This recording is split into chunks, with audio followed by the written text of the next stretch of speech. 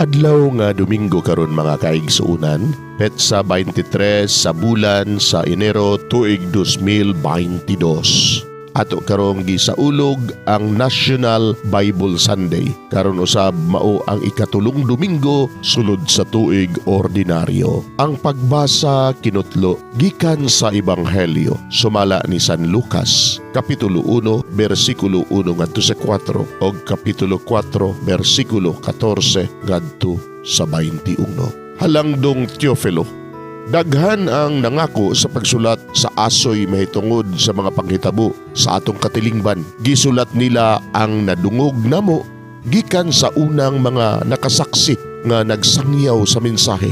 Busa halangdon nga Teofilo, tungod kay nasusi kuman pag-ayo kining tanan sukad sa sinugdan, nahuna-huna nako nga angay kining isulat sa maayong pagkahanay alang kanimo.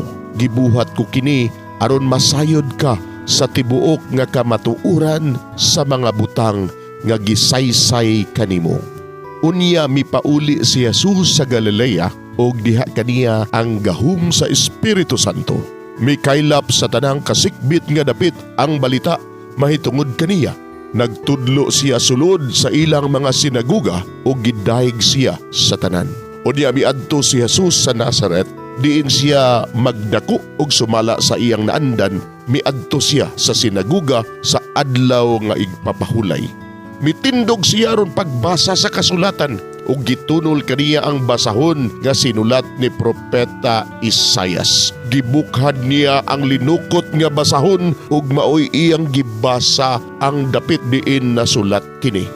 Ang Espiritu sa Ginoo ania kanako, gidihugan ako niya ron pagsangyaw sa maayong balita ngadto sa mga kabus. Gipadala ako niya aron pagsangyaw sa kagawasan ngadto sa mga binihag ug pagpahiuli sa pananaw sa mga buta, pagpagawas sa mga dinaog-daog ug pagpahibalo sa tuig nga ang Ginoo muluwas sa iyang katawhan. Unya gilukot ni Jesus ang basahon, giuli ngadto sa piniyalan ug milingkod siya.